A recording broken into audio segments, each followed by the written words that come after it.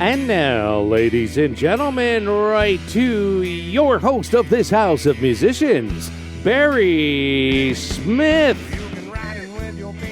Hey, good evening, fine listener, and welcome to this House of Musicians radio show on Reality Radio 101. We hope you enjoy the next hour with us as we do our small part to help promote musicians, bands, and venues.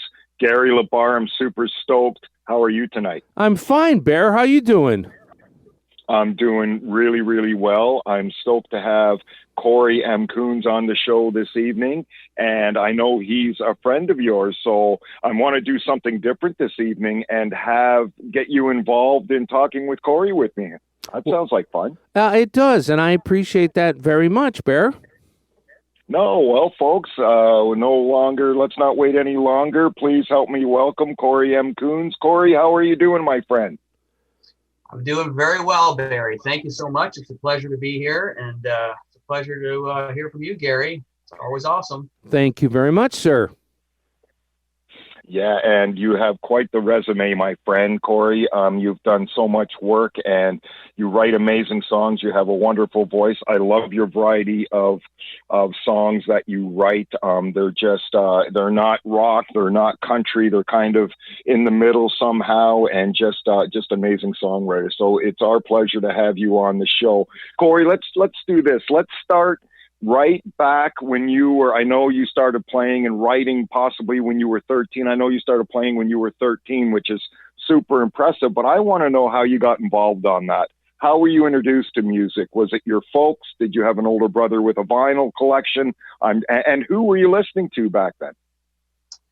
Well, first of all, thank you very much for the great compliment. I really appreciate that. It's always nice to know that the music resonates with someone and it hits home. That's a job that us as songwriters really take pride in. So thank you so much for that, Barry. You're welcome. Yeah. Yeah. So I think what got me started really, I was, like you said, I was around 13 years old when I picked up a bass guitar. I think it was about the 7th grade when I was introduced to the bass guitar. I had a music teacher and her name was Mrs. Howard. And I went to public school not very far from where I still am now. I grew up in South Mountain, Ontario, and I'm still here. And so my local public school, when I was in the 7th grade, Mrs. Howard brought in a bass guitar one day to the class. And I remember very vividly that she asked the class, she said, now I have a bass guitar here. Who would like to come up and play? And I'm looking around and like nobody in the class, like not a single person. And I'm like, well, I'm going up. And I was the shyest kid you could ever meet when I was in grade 6, grade 7. I shook like a leaf if I was doing like a public speech or anything to do with that sort of getting up and talking in front of people. But you put like an instrument in my hand and you started doing the music thing and it just all went away for me eventually, right? So Sure. She said, who wants to come up? So I'm like, I'm putting my hand up. So I went up. And the next thing you know, she pulled out like an old vinyl record of Bob Seger's Old Time Rock and Roll. And she started showing me the 3-note progression on, how to play old time rock and roll. And she showed me and I picked it up right away. She was kind of impressed. I mean, I kind of had an ear for music and it just all went from there. And then I met up with some friends who just lived up the road from me here. I live on a country road still. And the actual road that I live on, there was 2 brothers up the road and one played drums and one played lead guitar. So I was like, well, nobody's playing bass. So I started playing the bass. So that's how it all kind of got started with those 2 brothers. And we learned cover songs and we played. And then I got into grade 7, grade 8 and started playing little songs together, and then got into high school and joined some bands and just kind of went from there, did talent shows and Christmas assemblies. And that's kind of how it all got started. That's incredible. I love the fact that you remember Mrs. Howard's name from way back then. That's pretty impressive. Yeah, but that was that was definitely probably a highlight that you'll never forget is playing bass. And the other thing that resonates with me is how many darn bands always need a bass player. Exactly. So yeah. That's darn impressive. Do you remember your first live show in front of people, how you felt, and maybe what songs you were doing, or was it with the band? Was it a solo? And were you playing bass then at that time? Yeah, what I can remember, my first really organized live show with like a group of guys in a band was probably in the 11th grade in high school. Well, actually, yeah, I would have to say first organized band would have been that.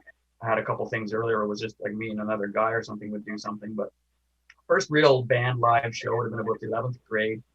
And I remember we would do 3 songs. There was a couple different bands who would play for like a Christmas assembly. And yeah, we did like 3 songs each. And I think there was like 2 covers we did. And I think I did an original song maybe, or no, maybe that was a bit later. It might have been just 3 covers the first time. I think it was like the Rolling Stones, Jumpin' Jack Flash. And I think we did like a Poison song. Look What the Cat Dragged In. Maybe Cool. Warrant, another 80s band, a Warrant song, I think. That's incredible, and still that you would remember that. So here you are now. You're playing in front of people, and you. So when did you start? When did you realize, hey, this is something that maybe I can make a living off of?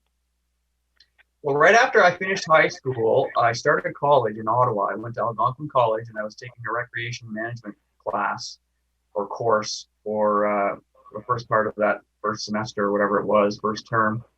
And I remember starting, and then I moved into Ottawa I was still living at home prior to that, and moved into Ottawa with the same 2 guys, those brothers that I started playing with that I was telling you about years ago.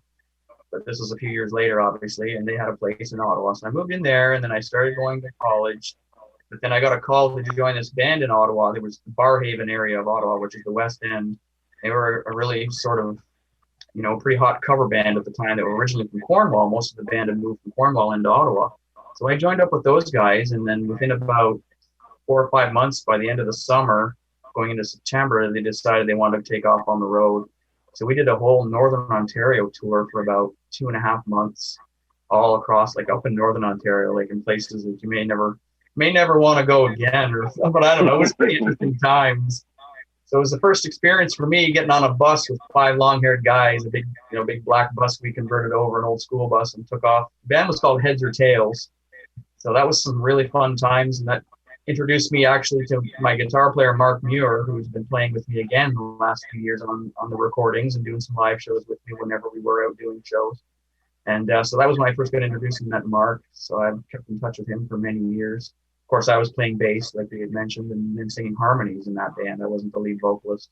We had another lead vocalist. We did a lot of 80s sort of, classic rock, melodic rock stuff, very danceable stuff for the bars. And yeah.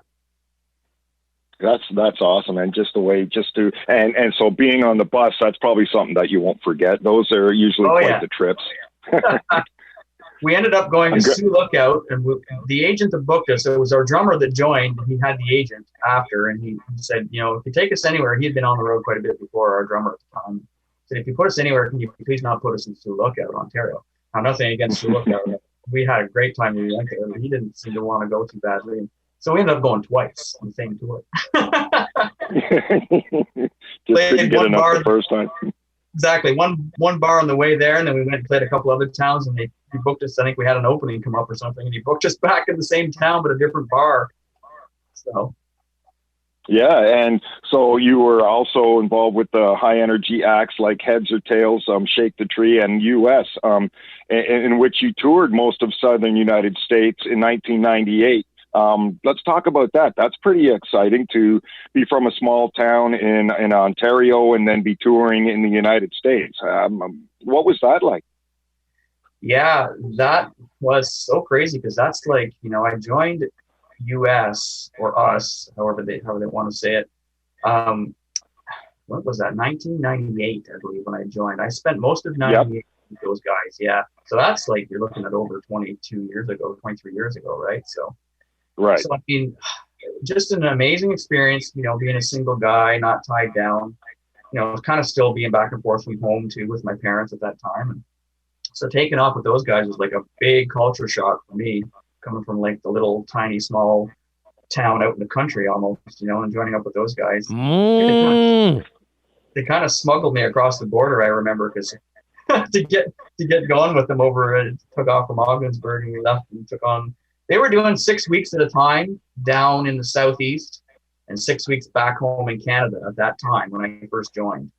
So, and then they eventually, they made their home base down in like Birmingham, Alabama, and that's where actually most of the band members still are today, is around the Alabama area, from what I understand. I haven't talked to many of those guys in years, but it was an amazing time. Taking off on the road, playing places like Panama City Beach on spring break, and all the great venues, like some really cool clubs and frat houses and all this crazy stuff that goes on. Those guys were all married. They were all married, and they kind of, I was the guy that they sort of lived through.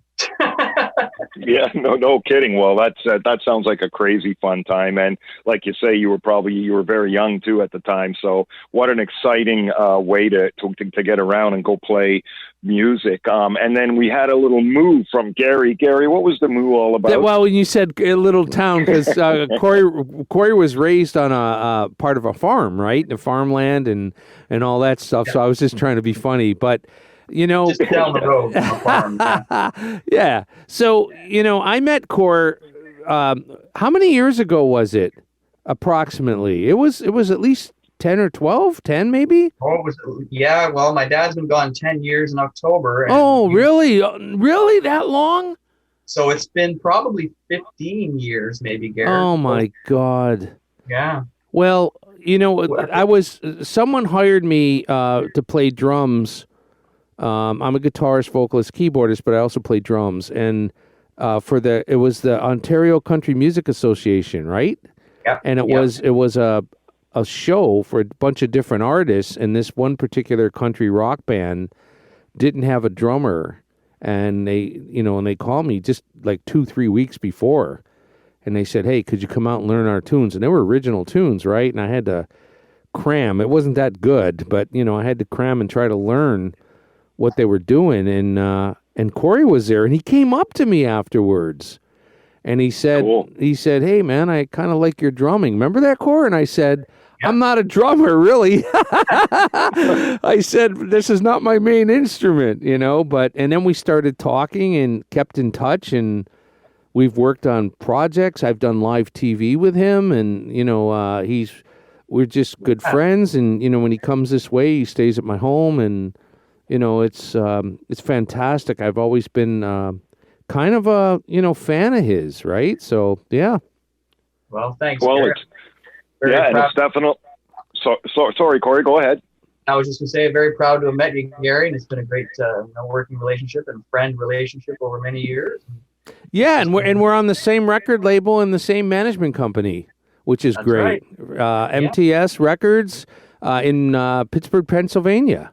So, and we're signed to that guy, beautiful guy there, Mike Stover, and he's done a lot for us, and, so we're on the same label, and we have the same management, so it's pretty cool. Yeah. So, Cory, Go ahead. I'm sorry. Absolutely is very cool, guys, and I want to thank you, Gary, for getting Cory, for getting me to reach out to Cory. But go ahead, ask Cory, Gary. Sorry to cut you off.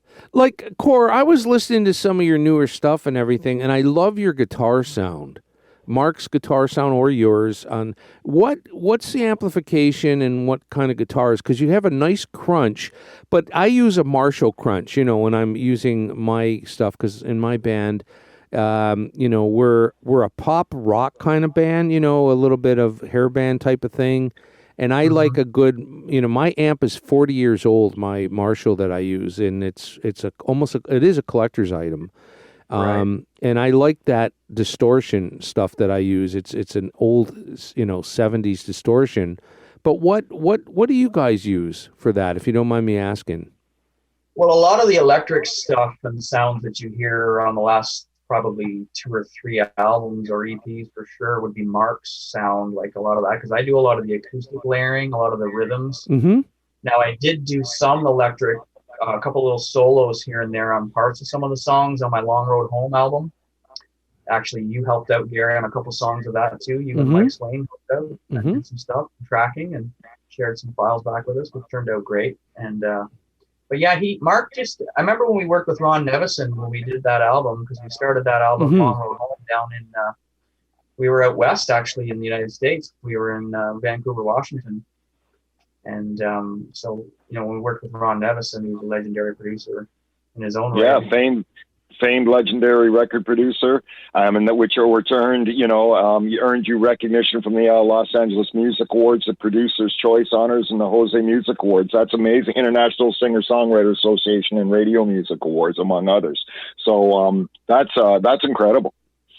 Yeah, well, thank you very much. Like, originally it wouldn't have happened, like the LA Music Awards, if it was for working with Ron, probably. So that kind of was a bit of a stepping stone for me and elevated, some of my music to a wider audience, much wider audience for going there. And then getting back here, and then a couple of years later down the road after that, working with him again in Vancouver, Washington on a full album, like an 8-song album we did for The Long Road Home. And so getting back to Gary's question, like Mark would have, I'm pretty sure he ran through a Marshall that Ron had at the studio we used in Vancouver.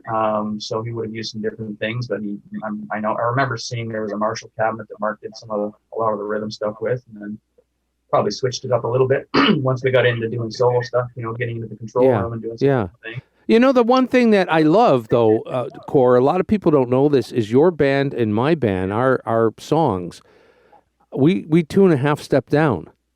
Yes. And people have come into like some, not a recording session, but some of our rehearsals, we've had different people show up and listen for different things, and they want to play a little bit, and they start playing, they bring their guitar, and it's horrendously out of tune because they go, wait a minute, something's not right. And I go, you got to tune a half step down, man, because at my age, I can't cut those vocals anymore unless we are. So, that's something that I think a lot of people don't know, that Cory Coons music is not standard tuning. It's half step down.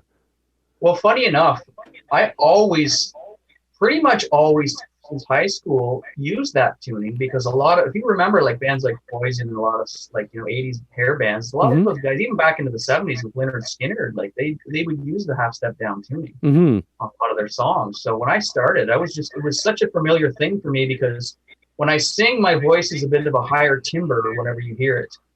So I always found it's I don't know, there's something about the way it blends with the half step down tuning. It's a bit thicker, and it kind of maybe sort of levels out my voice from not being, too super high in pitch, or the timbre of it, I should say, not pitch. But so I don't know, I just kind of always started doing that. So the only album I did was my first Tycoons band record, the very first one in 1999 that I completed. It was actually tuned in standard tuning. Yeah. But everything since then that I've recorded from 2004 on, all my solo records have all been half step down. Well, tell us about your newest song, because right now I am producing a beautiful lyric video for you, and it's almost completed, and I was looking at some of the revisions last evening, and it brought tears to my eyes, man. I mean, not so much my work, but the lyrics and the vocals, they're heavy. What I mean by that is they really relate to people's minds. And then some of the beautiful clips that we've been working with, Mike and I, it's 95% finished. And it's just, when people see this lyric video and listen to those lyrics and see what's going on, man, it's gonna hit home. So could you tell us a little bit about, the song we're working on? Yeah, well, I haven't seen it yet because you've been working on the actual lyric video, so I'm getting really super stoked by hearing you talk like this right now. So that's great.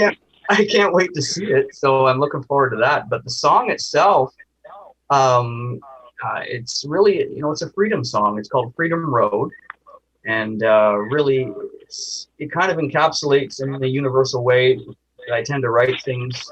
Just kind of captures a lot of what we've been going through, I think. Especially in Ontario and in Canada over the last 18 months with the lockdowns. Just a lot of stuff. I mean, I don't want to get into, all the political thing and all that. We've talked about it off air. Yeah. Just, an overall sense of the way people are feeling, and, certain things that have sort of been lost, and just, it's a different way of life lately. And so I'm really, really excited about it, and I'm really happy. And I think it's one of those songs that I wrote that really hits home for me. So that's kind of where it starts a lot of the time when you write songs, is I think if you don't relate to it yourself and you're not feeling it, you can't really make anyone else believe it, right? So do you have an official release date for that song? Well, I'm just kind of waiting on the video. Yeah, Gary, it's your fault. I know, Bear. Barry keeps me in line, man. Yeah, well, So, yeah, I'm hoping by, early October or late September or something. We'll see how everything comes out. okay. As I say, we're 95% done with it, and we'll be working on some rendering tonight as well. So, yeah, very cool. So, Bear, are we ready to play a song or what?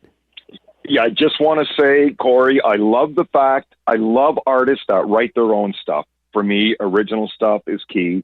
Not only that, to write about events that are going on, about your own life, to me, and things that happen in your life is way more interesting to listen to than, say, girls just want to have fun and stuff like that. I'm not saying girls just want to have fun's a bad song. I'm saying it's just so straight on the board. But when you listen to an artist that writes about it, it just has so much more meaning to me. So cahoots to you for writing stuff that, that has to do with your life and also what's going on with the events of today. So good for you on that. Absolutely. Let's play a song, Leaving, by Cory M Coons. Cory, we'll play this song. I'd love to come back and talk about it. Sounds great. And thank you so much for all the kind words. That really means a lot. Thank you, Barry. Well, it means a lot for you to come on our show and talk to us. We know what an amazing music career you've had so far. And so folks, I have Cory M Coons on the show. We're going to listen to his song Leaving right here on this House of Musicians radio show on Reality Radio 101.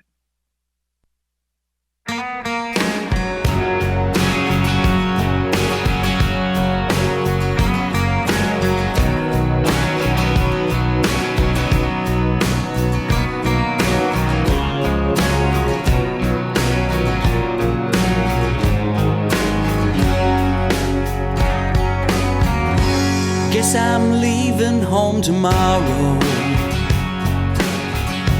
feeling like it's time to go. Bound for LA in the morning. I think a change might do some good. I'm not looking for the bright lights, maybe just some peace of mind. Everybody needs some downtime.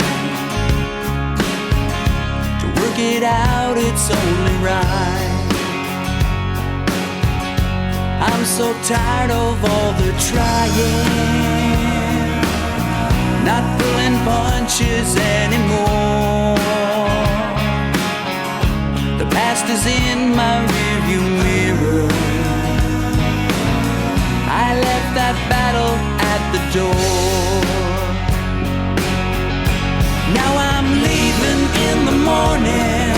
I must be on my way, headed for tomorrow. It's time I make a change. Running out of reasons for the distance in between. Going through the motions, I'm leaving again. Hope I get to where I'm going. Can't say when it's gonna be. When the feeling takes me over, I'll meet you down that road away. I might get lost in California, make my way through Tennessee, but I'll be thinking about you, baby, and the only home I've ever made. 'Cause I'm leaving in the morning, I must be on my way, headed for tomorrow. It's time I make a change. Running out of reasons for the distance in between. Going through the motions, I'm leaving again.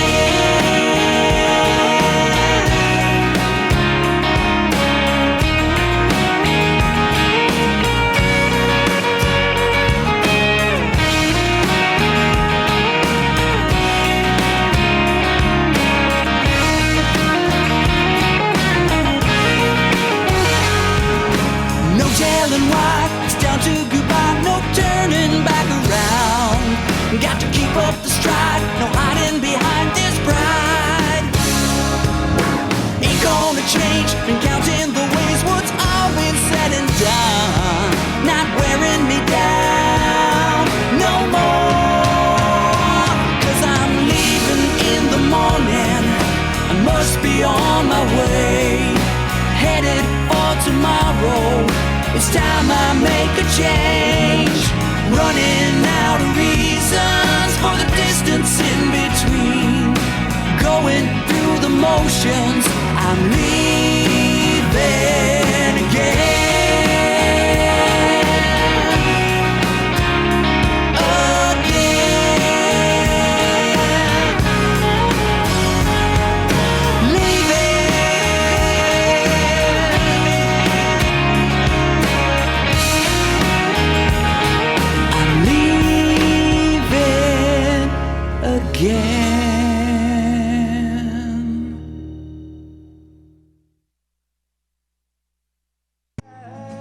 Hey, welcome back, fine listener. We just heard Leaving by Cory M Coons, our guest tonight on the show. Cory, I love the line, running out of reasons for the distance in between. What a great tune. It's pretty obvious what the song's about, but you must have had some emotional feelings when you wrote this song about going back on the road. Would I be correct in saying that, my friend? Yeah, you pretty much hit it right on the head there, Barry. It's pretty much a song about, leaving and getting out on the road sort of thing, and kind of leaving everything behind to play music or go and record music, or just be part of the music industry or whatever it is. Or it could be relatable to anybody taking off on a job that takes you away from home or anything. It doesn't have to be a musician, so it's just like I said, one of those songs that resonates, and I hope it resonates with people out there when you hear it, and hopefully you can remember where you were when you heard it, like I did with bands that I heard back when I was growing up, right? So yeah, it's so relatable to lots, like as you say, lots of musicians that tour, and that's I guess the biggest downfall about people that are on the road is leaving home, like you say. Yeah, that's right. I mean, I traveled pretty far to some different places in the last 7 to 10 years to record music and stuff. I haven't done any major big tours that lasted very long or anything. A lot of my shows are local in the Eastern Ontario region. I got the chance to perform in Los Angeles at the Whiskey A Go Go for the LA Music Awards for that year in 2014. But just sort of a one-off little show for that. So, or 3-song set, I guess you would say, with some other artists from all over the world that were there. But as far as touring, I mean, it's more localized. But the song really, like you said, it sort of encapsulates you getting away and doing something that kind of takes you away from your family and your sort of normal life, and it's about missing the things that you love too. So absolutely. Gary, your thoughts on leaving? Well, you mean leaving home? You know all about Gary. You know all about that. I do. In '86 I was on a world tour, in '92 and '94. So there were times where I honestly didn't see my home again for 11 months straight. And because, you're traveling and you're playing 3-4 nights a week and you have 3 days travel time. So, it's fun and exciting when you first start out, but after a while you start missing some people. Like, I was married at the time, and I did, miss my wife. And, it gets hard, but if it's what you choose to do for a career, you don't play, you don't make any money, right? I mean, you got to get out there and do it. So, and you hope you sell some merchandise and things to offset, but it gets expensive. And, I love it, though. I'm ready to go again. When Cory calls me up and says, hey, man, I'm there, I mean. So, and in your case, at the time when you were touring, it's hard for, your partner to see you out on the road while they're at home taking care of the kids or doing whatever, doing their job. Yeah. It's definitely tough. So you really have to have somebody that's really understanding, don't you? Well, you do, because, and then there's a lot of temptation on the road too. And you know what I mean by that. And not only with, maybe women and stuff, but you have drugs and alcohol and all kinds of stuff, which I never got into, which is good. But you're right about, you got to have someone, even though you're sending money home and you're doing this and doing that, you still have to have someone take care of everything, right? And every once in a while, back when I was on tour, again, you're talking 40 years ago, the big tours I was on, you once in a while would be able to bring your spouse out, or and that was nice. But yeah, you miss people, right? So yeah. Yeah. And Cory's got a beautiful wife and a beautiful daughter, a little girl, and that I could see that being hard if he goes out on tour again. But if you have the love and the bond there, it works out. Yeah, it changes your life when you have a child come into the world. I mean, my daughter's now 7.5, but we've been so fortunate that she's been able to come with us on family trips that actually included music, like the Joe's Music Awards 2 years ago. I got to take the family to Tennessee, and we got to experience that. Going to the actual celebrity theater in Dollywood in Tennessee, right, in Pigeon Forge. So she got to do the theme park. Like, it was sort of like a family trip combined in with like a musical outing for like, a weekend or a few days away from home, right? So those sort of things. That's cool to be able to do that. And Barry did some touring too, so he's in the same boat. He knows, you're away and doing stuff, and if you have relationships or you have responsibilities, it's not the easiest thing in the world, right? So you got to be a special person. Someone once told me, when you're a doctor or this or that or whatever, you got to be a really kind of special person for that, because it takes a toll on your family, because you're away a lot, and you're dedicating your whole life to your career a lot of times and stuff, and it could cause issues, right? So yeah, it's not always easy, but at this point in my life personally with Cory's got a family. I'm pretty well now single, and I don't have any responsibilities on that end of it. So it would be a little bit more easier for me to do something where I don't have to worry about, my family per se. So absolutely. Cory, I want to talk about The Long Road Home. This is so impressive. This is an album that you did 2018, produced by Ron Nevison, who's produced Heart, Bad Company, Damn Yankees, Survivor, Styx, Night Ranger. What an impressive resume. Along with, you did this album with fellow bandmate and guitarist and engineer Mark D. Muir. The album was nominated in 2019 for Male Album of the Year at one of the biggest independent award shows in North America, the Jose Music Awards, as well as 4 nominations at the 2020 JMAs. Man, tell me how that feels. Tell me how that, how you feel about that. That's got to be very, very cool for that. Yeah, I remember when I found out that the album got nominated, and I was like ecstatic, because we worked so hard on that record, like from the time we started, like, and Mark went with me down, like we were talking earlier, to Vancouver, Washington, to start the tracking for that album. We did like 6 of the 8 songs we got fully tracked, as far as like most of the rhythm stuff, like drums, bass. There was some guide vocals on there. Some electric rhythm guitars were done. So we got a lot of the major meat and potatoes of that album done there. And then we came back up and did some other songs out of Mark's little studio in Cornwall. He's got a home studio that he works out of.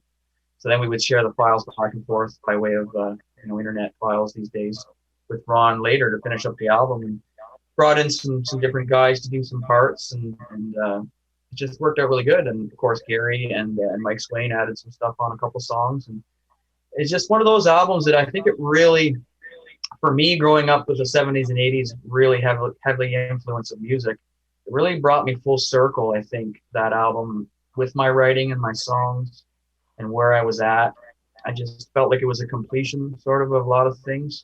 And being able to get away and work with Ron for the second time was like, a little different than the first time when I went just myself to Los Angeles and had session guys play, like the great Tim Pierce, who played with, he was the original guitar player on Bon Jovi's Runaway back in 1983, wherever it was. And Tim Pierce, cool, on my 3-song EP, Share a Little Time. And then of course Jeff Bova from Bovaland Studios in Hollywood did keyboard stuff and some programming and stuff like that. So I had session guys on the first EP, so it was really more of just a solo project, where this album, Long Road Home, became more of a band entity, because there was a couple of guys from Portland and Vancouver area that Ron brought in too, but they were kind of well connected and they knew each other well, the drummer and the bass player. And then there's Mark and I, who had our connection from up here, So kind of, you know, it was a little more of like a band sort of way we put it together. We played live off the floor to track a lot of the stuff in the beginning of it. You know, you don't see a lot of that anymore these days. People like playing their actual instruments and singing and doing stuff live, you know. There's still guys who do it. You really don't see that nowadays that much. You're right. And when you listen to the old 70s rock or country, you know the guys were in the studio playing that stuff. That's right. Yeah. So we had the best of both worlds. We started it like that, you know, the band element, but then we had to work, of course, because we had to come home and we had to finish it by way of sharing files. So we had the best of both worlds, you know, the new way of doing things, kind of meeting up with the old way with an old analog Trident soundboard, you know, that we used when we were down there. I think it was Jefferson Starship soundboard or something Ron was telling us whenever he tracked the stuff. So. Very cool. Very cool. What are some of your favorite instruments as far as what you own, Cor? Well, I have 3 electric guitars that I have. I have 2 Telecasters. One's a thin line with lace sensor pickups in it, and then the other one is a 72 reissue, sort of a hollow-bodied with 2 humbuckers in it, actually. Mm-hmm. And then I have an Epiphone Les Paul, so it's not like your typical, like, you know, Gibson Les Paul that you can just hang on the wall and never play, but I actually play that one. So. An Epiphone, so, but it hasn't been played in a while. I'm just looking over here. I have a 12-string Fender that I just picked up actually earlier this year. It's a newer guitar. It didn't cost me too much, but I like the sound and the tone of it. And then I have my Washburn Jumbo 6-string, and then another Epiphone 6-string guitar too. What about amplification and or any effects, stomp boxes, anything like that? What do you use? I really don't. I've never been an effects guy too much with my playing. Everything's built into the little Marshall amp that I have. I have one of those limited edition red Marshall amps that you always. Yeah, I love that, man. I love Mike Swain. Just, you know, the only other red Marshall I've ever seen besides in a music store was when I saw Sammy Hagar open for Boston back in '77. The whole stage was all red Marshall amps, and I go, oh, the Tolex on that, you know, the red stuff. We're talking material. I'm looking at that and I'm saying, I've never seen anything like that in my life. So he had to have those all custom made. But then Cory, I go to his home studio when I first met him and I go, oh my goodness, there's this red Marshall sitting there, and I'm drooling because red is my favorite color. And as Cory knows, and Barry, you've been in the radio station here and you know the walls are red and gray, right? So I got all this red. I just love that color. And when I saw that amp, I was drooling, man.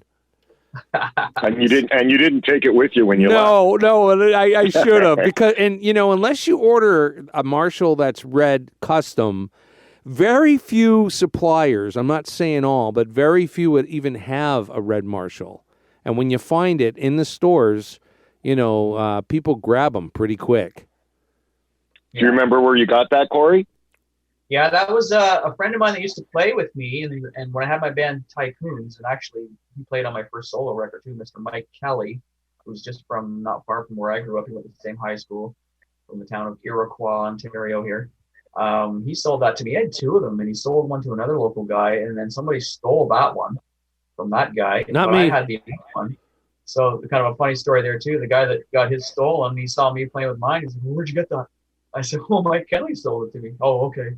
He thought that you stole it or you bought it hot. So right. I was like, well, man, it's mine. I mean, I didn't, you know.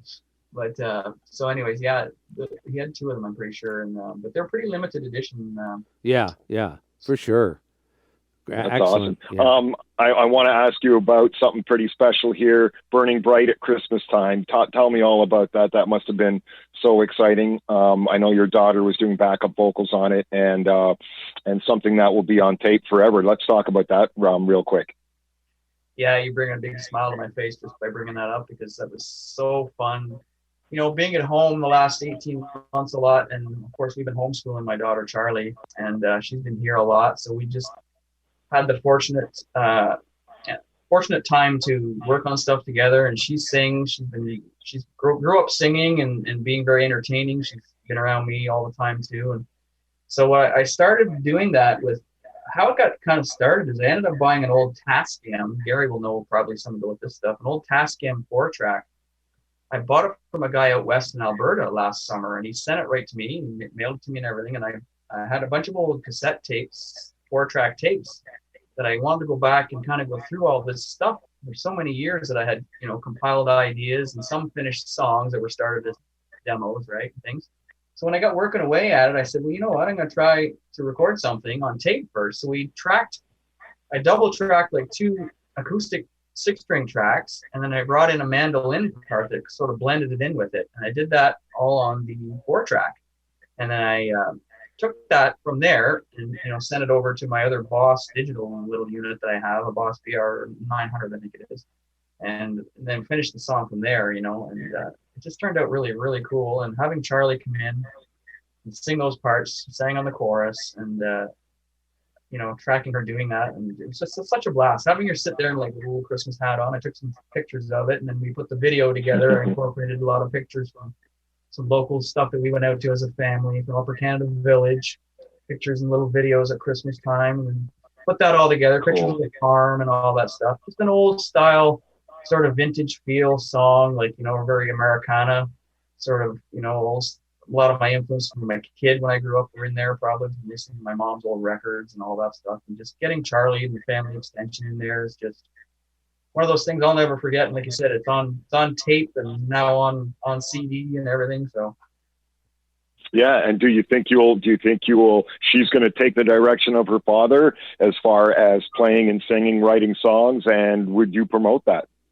Well, if she wants to make any money in life, I hope not. Right. Yeah, I know. I've had about 48 originals on Spotify and 165 different music sites for maybe 5 or 6 years now, and I think I have $35 granted to me in that account. So you're right there. Actually, I really hope she pursues anything to do with anything that's artistic. I mean, she's making all kinds of these little videos on her tablet. She like narrates things and puts like little videos together. She watches YouTube a lot, these kids little shows, right, where they have these little characters, and she'll mimic all of this and put these things together. She's editing all of her own videos at like 7.5 years old. It boggles my mind, and like she does stuff like she had one of those little puppets, and she was doing like a ventriloquist thing where she studied the one girl, Darcy Lynn, that won America's Got Talent a few years back, and she studied her, and she did the whole like summertime song, and she did that down. I'm pretty proud of her. I know I'm talking a lot about it, but it's okay. It's okay. Of course, you're proud of her. Maybe she'll go in the direction of a movie producer. I think she would do a lot better than playing the bar scene for whatever they pay. So wow, there's no bar scene left now. Yeah, no. That's true. There really isn't, is there? You're absolutely right that times have changed so much. The bar scene died way before COVID came along. As far as live, there are some live venues, but there used to be a day when there was a bar on every corner with live music. Those days are for sure gone. And it's just crazy how much technology has changed music over the last, let's say, 10 years, even 15, 20 years. Most definitely. It's it's really good in a lot of ways, but it's also it's bad in other ways. I mean, now you're just one of like how many million people out there putting something up on YouTube or up on like Facebook.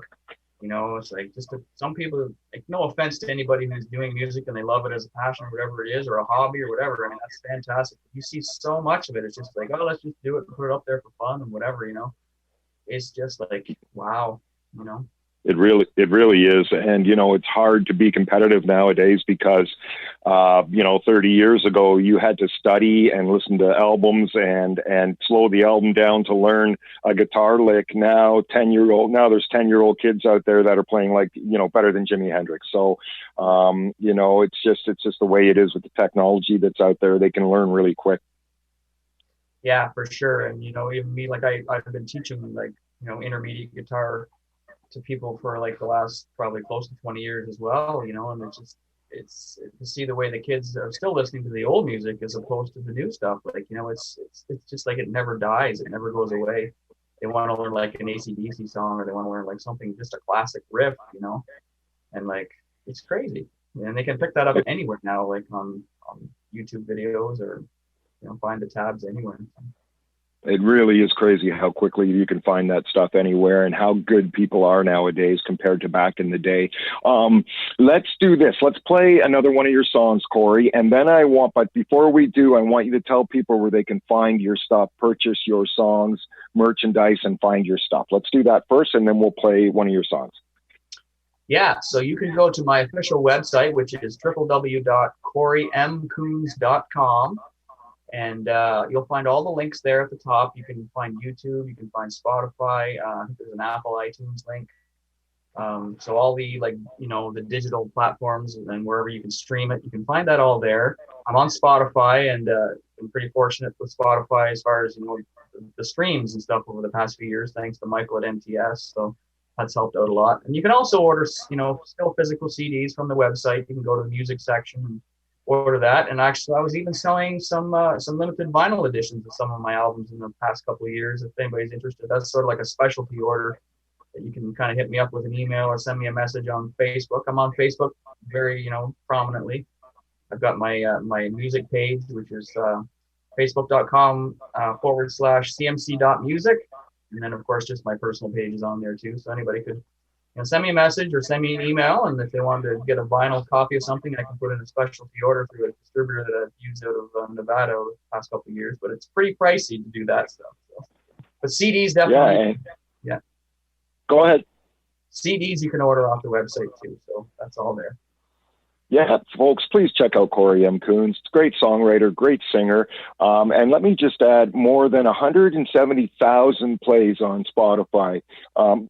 Good for you, Cory. That's a hard thing to accomplish, and you're there, and good for you. Folks, I have Cory M Coons on the show. We're going to hear his song, Good Times Gone, on this House of Musicians radio show right here on Reality Radio 101.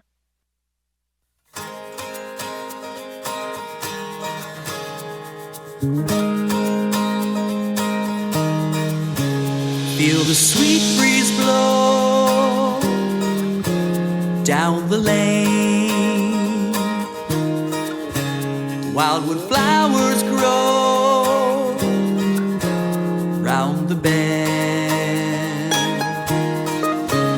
It's the life in your days, not the length of our stay, and the truth in your ways when there's nothing more to say, where the good times been gone, and those days of old when life was young.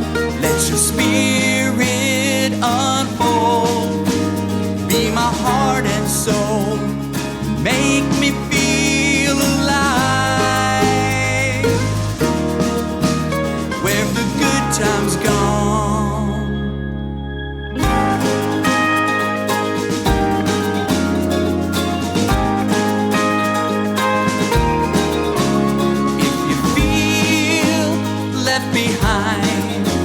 With the humble and the kind, take a good look around, set your wheels back down, touch the ground, where the good times been gone, and those days of old when life was young. Let your spirit unfold, be my heart and soul, make me feel alive, where the good times gone, good times gone,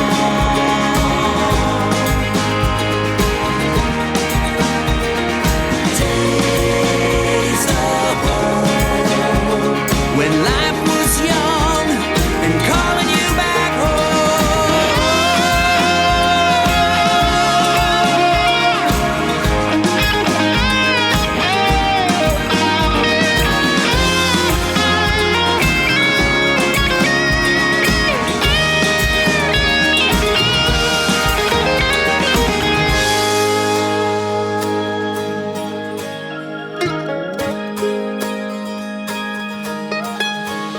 It's the life in your days, not the length of our stay. Where the good times been gone, and those days of old when life was young. Let your spirit unfold, be my heart and soul, and make me feel alive. Where the good times gone, make me feel alive. Where the good times gone, make me feel alive. Where the good times gone.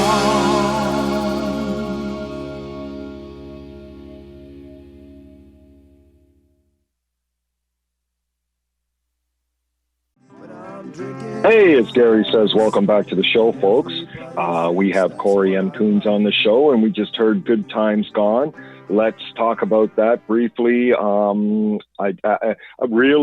hear a big Styx influence. I'm not sure if you're a Styx fan, but totally hear Styx influence in that song. Let's talk about that song for a bit, Cory. Yes, well, I'm definitely influenced by Styx over the years. Tommy Shaw, and once in a while I get a bit of that Dennis DeYoung sort of thing from people and in the singing, I guess. But big Tommy Shaw fan for sure over the years, and Styx in the last few years has, gone to see them and met the guys a few times, or a couple times, I should say.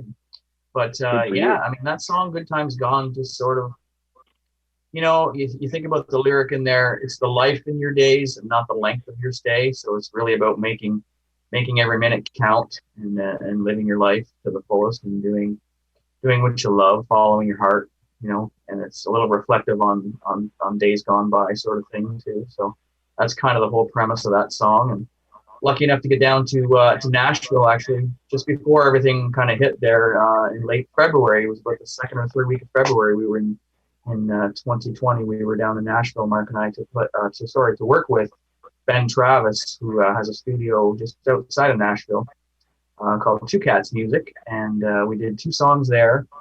Leavin' actually was done first. It wasn't done there. Mark and I kind of did that out of his studio, and then we sent that to Ron to mix. So Ron Nevison mixed Leavin', but the other 2 songs on the EP, excuse me, Good Times Gone and Another Lonely Heart, were recorded in Nashville for the most part again, and then sort of sent some files back in the end to finish it off. And then we mixed that with Ben, sort of back and forth, and mastered it with him. So Ben Travis is a really good guy, has the studio there. And the guy, actually, the drummer on that was a touring drummer for Jars of Clay, which is a pretty big Christian band. Mm-hmm. And so we had some good talent on that. And we had Chris Golden sent us some beautiful mandolin on that song by way of, file transfers again. Chris Golden is William Lee Golden's son from the Oak Ridge Boys, the long bearded guy there. So yeah, so cool. It's just all these people I've been so fortunate to meet up with through going to different things like the Josie Music Awards and just getting to keep in contact with these people. And Chris is an amazing guy. We got to see him play in a small little church when we were down there on the last night we were there, just outside of Nashville, and such a humble guy and fantastic and amazingly talented. He played drums with the Oak Ridge Boys for 17 years with his dad, and he's a multi-instrumentalist and multi Christian and gospel award-winning artist over the years. And still keep in touch with him now. And actually, he just did some of the tracks on the song that I just finished up for Freedom Road that Gary's working on the lyric video for. He did the drums and some piano and some organ parts on there. So really, really happy to have met these people. And so that song, Good Times Gone, though, that's kind of where, got to meet some more of these people. So good for you, and so impressive. And it's so nice to hear that, you're seeing these people and going to the States and recording and doing stuff like that. For a small hometown boy from Ontario, that's just completely awesome and good for you. Favorite part of my show, I'm going to put you on the spot a little bit here. Tell me a crazy story, Cory, that's happened to you that stands out in your mind, either on the road, on the stage, just something to do musically, that crazy story. Well, probably some of the craziest times would have been when I was on the road with the band Us in Panama City Beach, Florida. I'm not sure we could talk about all the stories here, but some crazy ones with, the clotheslines, let's say, on the stage during spring break that certain female clothing parts would get hung up on, and things like that. And I remember they had a sponsorship with Budweiser for many years. Are we allowed to talk about certain products, or is that? I don't know. Sure. Go ahead. They had a sponsorship with the beer company Budweiser, and so that was interesting all in itself, right there. But I remember this one place where Rick's Cafe American, I think it was called, in Mississippi, Starkville, Mississippi. I was playing with them. They started this row of shots on the bar, or on the stage, and they kept coming up and would start it like every 15 minutes. They would have the waitress come around and give every band member a shot of, I think it was Goldwater, and I just cannot handle that stuff, and I never liked it. So we started every 15 minutes, I think it was, and then it got down to like every 5 minutes they were bringing us like the shots. And I remember it was like by the end of that night, it was like, oh my, thank goodness we started, playing sober, because we definitely didn't end up playing sober. And I remember our drummer at the time was pretty gone by that point. So, but just fun stuff like that when you're single, but not so much musical, but Well, yeah, but still on stage and still having a good time. But yeah, those are the things we all do when we're younger, I guess. And then you get a family and start to slow down a little bit. Great story. Love to hear that you had such a great time. And let's talk about real quick what you have coming up in the future. What you have going on right now. Yeah, well, like we said, I'm working on just getting this song finished up.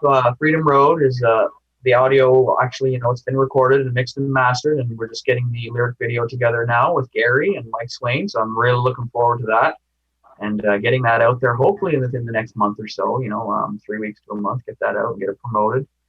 I've got other stuff in the works. I've got some people sending me some songs, stuff that I didn't write, but I'm really, it was like some people that I've met again through the Josie Music Awards, some songwriters that are sending me some songs. They want me to put my voice on some stuff, and we'll see how that all turns out, where that goes, with a sort of a spiritual song. Actually, it's a really nice song, and we'll see where that goes. And then, of course, I've got more of my own songs, on the back burner, just in between family life and homeschooling here. It just keeps me, pretty grounded and pretty busy doing all that stuff. And hopefully there'll be some shows that we can get back out to doing again too. But we'll just see what happens, Yeah, everybody's kind of still up in the air a little bit. I know there are some bands out playing cafes, and they can only play out on the street kind of thing at the moment. So there's a little bit of it going on.